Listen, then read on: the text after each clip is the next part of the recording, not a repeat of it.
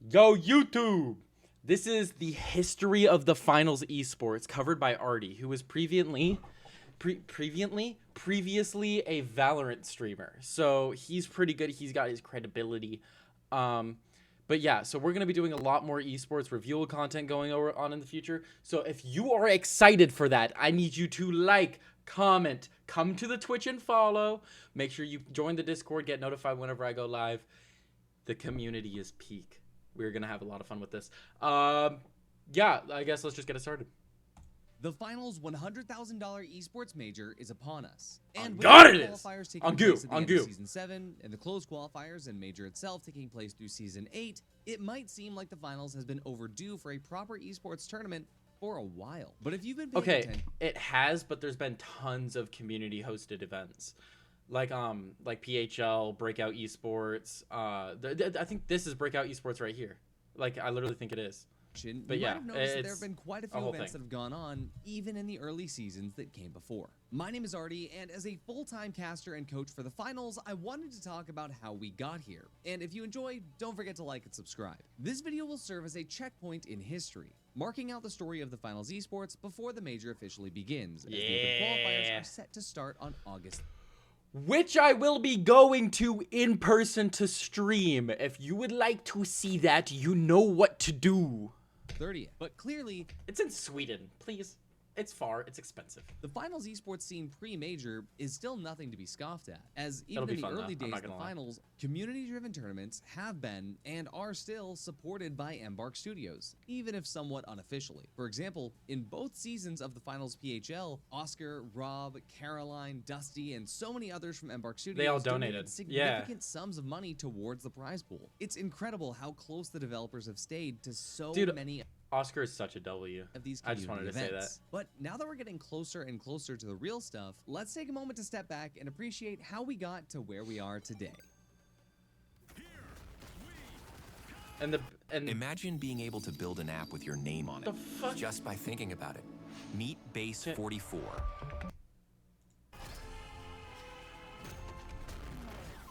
yeah, okay.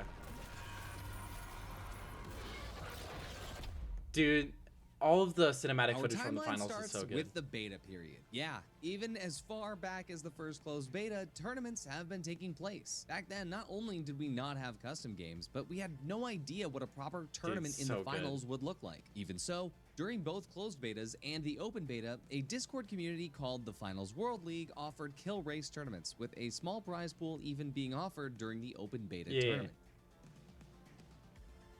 I wasn't here for open beta. So the game was released, but I wasn't able to play because I didn't have my PC at the Upon time. the full But I launch wanted of to. the game back in December I started playing Season 2. 2023, the esports community retained passion, but events didn't follow. A mix of the instability in the Tier 3 esports economy, as well as the rocky launch of Season 1, spelt the perfect storm for things to slow down during the holiday season and the early days of 2024. But the competitive community still carried on, with the top players who wanted more playing scrimmage matches together via queue sniping and Discord servers. I took it upon myself to host and cast the finals scrims, Via giving queue us the first sniping? look at what the pro scene in the finals could offer. Was These it- casted scrims would even be supported by Embark Studios in the form of multi-bucks codes to give away in chat. Also in Season That's 1, cool. FWL made its return in collaboration with one of these scrim servers, but it was marred with drama, There's a interpersonal lot conflicts going between admins, and unpaid prize pools. This situation ultimately held the esports ecosystem for the finals I mean, I could back, imagine. as Embark Studios shifted focus to its main I player remember base when- and would wait for the scene to stabilize. I remember when they made it so that way you could do custom games, and then they added custom camera support, spectators. Originally, it was just like a custom game you just queue up like you would a normal game, and there was no like extra settings. They made it way better recently. Itself before getting involved again. Power Shift is so good, dude. I love Power Shift. Season 2! Season 2 brought with it a This is new when I life. joined. After Embark worked hard at getting rid of cheaters, toning down the nuke issue, and fixing a Oh, lot of the performance nukes. issues from launch, Season 2 would kick off with Twitch Rivals. This was a great I remember way to Twitch start Rivals. things off for the scene with Twitch a Rivals was large so good. prize pool. But at the end of the day, The team that came from the Scrim servers swept the floor with the streamers, but this Yeah. was still loads of fun to cast and watch. During Season 2, FWL would try to host their final event, but given their controversy in Season 1, they were ultimately kicked out of the scene. They did end Damn. up I didn't hosting know an about that. event with the Finals RU community. Breakout but Masters. that I was actually the last of their participated in that. impact on the scene. Other tournament organizers like Tellus would try to organize decentralized tournaments, but without knowing what they were doing, Yeah. the tournaments never actually happened, even though teams had signed up. But from the shadows came the light, as Breakout Esports, a Yeah. smaller tournament organizer known for their officially Tekken. licensed Gundam events and FGC tournaments, would They also enter the do Tekken. finals with the Master Series. Their first split laid the foundations for the Finals Esports scene and I gave an remember that. opportunity for both teams and casters to I got earn absolutely their destroyed place though, I'm in not the gonna lie. finals. Oh, Season 3. Dude, can we talk about... Okay, Season 3 was kind of a mess, but it was the structure for the other seasons. I understand the Season 3 hate, but low-key, without the Season 3 hate, or without the mess-ups in Season 3, we wouldn't have, like, World Tour and all those amazing things. But even with the Master Series underway, during Season 3, the Finals was going through some growing pains. After shifting the main ranked mode Yeah, to see, Terminal exactly. Attack, the competitive community still yearned for cash out. And Yeah, following the Terminal Attack was success so of bad. Split 1 and Split 2 of the Master Series, several community tournaments also came to light. A couple of very well-run community cash-out tournaments by Waltz, who many of you now I know wasn't for familiar his with this. casting, would soon be followed by another event from Xborg Esports, sporting a $1,000 prize pool. It was Whoa, during this I didn't time hear that about that. Waltz would also go on to start the Frontier Cup in September, which also helped to lay the groundwork for many future events in the finals. And it wasn't just in NA that these events were starting to happen. During Crazy how Season different the 3, the game looked. finals RU started to pick up steam in Russia, creating tons of community events for not only the Russian community, but also the CIS region and Eastern Europe. Season 3 also saw some development in the esports ecosystem in Korea, as Nexon, Oh, the yeah, I publisher remember backing that. Embark Studios, would help to facilitate the first iteration of the Finals Korea Open Tournament Series, giving that's necessary so good. reinforcement to the scene in Asia. Yeah, but it was Terminal Attack. Like, okay, so the thing with Terminal Attack is it's such a widely known generic mode that sure, yeah, it's gonna bring in new players, but like every single game is the exact same thing. Like, this is not the competitive kind of content that I want to watch. Like, I want to watch Cash Out. Cash Out is the best.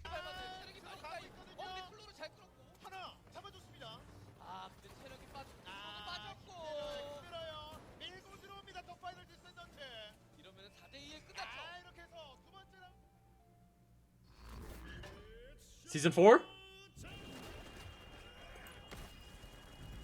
Yeah, I remember the Stadium map. Stadium is a cool map. Then It's came like Season 4, uh, and after Breakout like, I don't even Esports know how to finished its explain it. Like, Master there's, like, Series maps, with Worlds, the brews tournament from other organizer maps. decided to not renew for another season.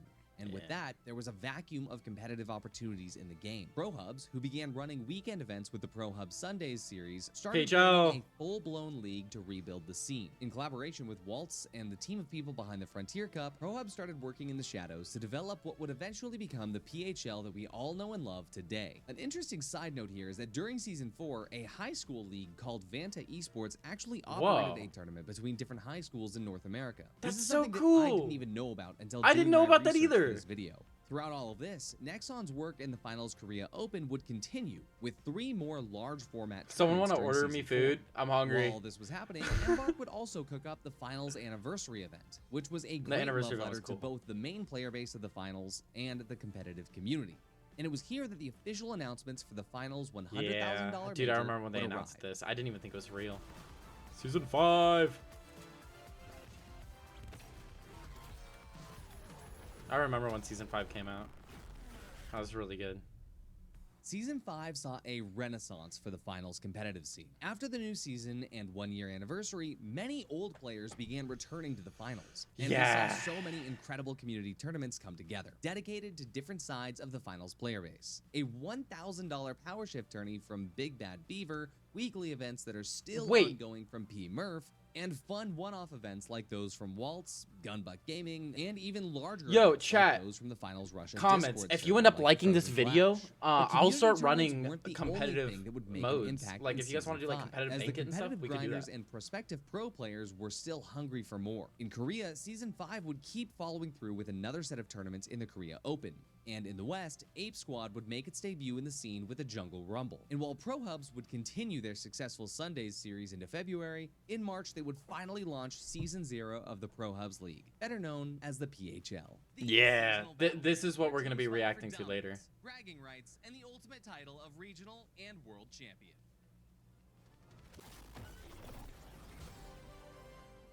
This is Season 6. Season We're getting 6 caught up kicked now. off with a bang. A Scrim and LFG server that catered to Ruby players, the Ruby Grind, would host their showdown event upon the launch of the new season, basking in this newfound love for the Finals Esports. In Korea, Nexon's Korea Open would rebrand to the Finals National League for Korea. And its first circuit built upon the success of everything that it did before. During this time, Boom Esports launched the Infinity Cup for Eastern Europe. Finals RU continued to support the Russia and CIS region with many more tournaments. One thing I do need to say, them including other regions and making it a priority that the other regions are being successful is really good, because America is generally the main focus for esports events like this. So when they're testing it in other regions and they're seeing how it's going, that is amazing, because that means when it comes to America, it will be peak, it will be ready, and it will be amazing. I've seen other games who are new, who do esports, and go straight into doing it for America, and it doesn't go as well because it's their first time hosting esports, and it's a brand new country and community, and they're just not familiar with it. So Finals is making a great decision by doing this. And NTHX Esports hosted their NTHX Arena tournament for Western Europe. Meanwhile, PHL Season 0 would continue its playdays all through April, finishing with playoffs and champs in May. And in this time, it would earn the reputation as the premier league in the Finals Esports ecosystem, with incredible donations from community members like Broxton, as well as Embark Studios themselves to create a large prize pool. The PHL helped to create structure for the Finals Esports. Teams here knew that with Embark watching, the PHL would be the place to get scouted for the inevitable $100,000 major that was looming on the horizon. It was in large part due to the PHL that the Finals Esports was finally somewhat stable. Before PHL, events for the finals were small, sporadic, and viewership was generally not there. Not because nobody wants to see it, but mostly because nobody knew where the comp scene existed if you weren't one of the players. And with a consistent league presence and a more centralized community, the rest of the scene that was a crazy winch play, by the way. As a result. Insane winch play. All that to say, the esports ecosystem in the finals was finally growing, in major part due to many of the tournament organizers starting that sucks. But this success was also due to I'm getting Embark too focused on the Studios' gameplay. incredibly hard work, maintaining and balancing the finals to bring it to a healthy state. The game was finally in a healthy place where both the casual players and pro scene alike felt that it was balanced and fun, not only to play, but to watch as well. And all things esports have continued their growth. Should I try competing? Awaken to a world of wonder in Final Fantasy XIV Online. I do not care. Oh yeah. So now we're fully caught up to now. Throughout Season 7, the community has been eating good to say the least. Ape Squad has kept their presence in the comp scene, with regular scrims being broadcast through TNT, not to mention Ape Squad's Volcanic Panic tournament that was the first to happen in Season 7. Meanwhile, Waltz continued his own tournaments with the Summer Cash Out series, but even more excitement was on the horizon. Embark Studios not only announced the official details of the $100,000 major, but also had started to work with many different esports organizations to begin signing teams under bigger names. Big esports organizations like Pulsar Esports, Envy, Alliance, Team Secret, SSG, and more. Ooh. Meanwhile, the Korea National Whoa, League that's so would cool! I want continue that. Can I put that in my room? That I want that cash feed out into the station. Asia qualifiers for the finals major. Pulsar Esports' own Atelco also hosted the first ever LAN for the finals in France with the Atelco. Brazil also saw its first event on August 16th with the finals BR. And Boom brought the Infinity Cup back to Russia at the same time. So many events. I didn't even know about all these. Russian and CIS region tournaments. Throughout all of this, PHL's hard work in the scene leading into Season 1 meant that we saw every single signed organization compete in the PHL. Broxton and Embark continued their amazing support of the competitive scene by continuing to donate to the prize pool, bringing the PHL prize pool to over $3,000 before it finished.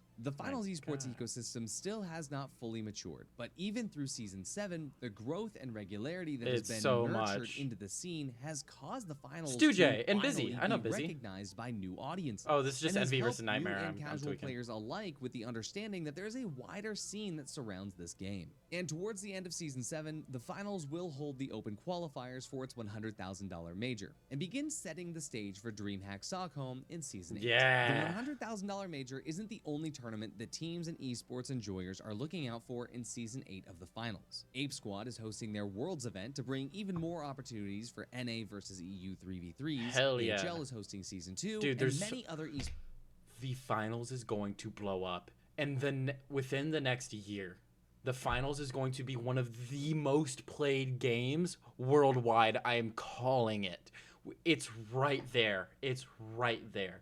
It's got everything it needs. Sports circuits around the world are starting to buzz with announcements to fill the gaps ahead of the finals Grand Major. And with the closed qualifiers for the finals Grand Major happening on September 20th and 21st, and the major itself happening at DreamHack Stockholm on November 28th and 29th, we get to see the maturing of the finals esports in real time. And while the major will be Embark's first official foray into the competitive scene, they are learning from the lessons and work put in by the community. Between formats, rules, what settings they need to add to private matches, and more, Embark have listened and built on top of the foundation that the community has created. Here, but Mickey goes out first. Roma hits every shot. Oh my god. Someone too. There's a million. Dude, the hype from announcers and everything. It's like, ah, yes! Finishes the job. Who knows what's to come next for the finals esports after the major, but we can already tell that the finals is set to continue its growth, not only through its dude, that was a esports disgusting ecosystem, save. but the entire game itself. And one thing is certain, the finals is here to stay. And dark past aside, the future of the finals and its esports scene are in good hands. This video would not have been possible without the help of two very incredible people that I am so happy to be involved with here in the finals esports community. My fellow casters, Waltz and Sonsoyo. I'm just kidding. Waltz is is good. good. Waltz Waltz is is goated. I've talked to Waltz. Waltz. He's a good man. That even I would have missed. And Sonsoyo not only put together the insane timeline graphic that you saw on your screen, but also helped me to dive deep and find so many of these community events that would have otherwise gotten lost to the finals history. You can see an even more complete version of this timeline on the Ape Squad website, where this tracker of the finals history will be maintained and curated over time. A special shout out to Mauser as well for helping to fill in all the info from the finals RU. And be sure to support Sonsoyo and Justin at Ape Squad. All of their links will be in the description just below that like let button. this all If you go. made it this far, drop a comment telling me when you got involved in the finals esports. It'd be cool to know what the first event that you saw was. All right. Some final notes before I end off the video. If there is any events or sports that you guys want me to review or watch, leave it in the comments. I'm going to review absolutely everything. I'm just now kind of finding out about the esports scene. I knew about breakout esports, but that was like the limit of my knowledge. Watching this video has given me so many ideas on the things that I can do, and I am excited to be making content about this. It is going to go amazingly. So yeah, go ahead, let me know. We're gonna go far. You know the drill. Eat food, drink water, not too much. Yeah, take care of yourselves. See ya. Peace.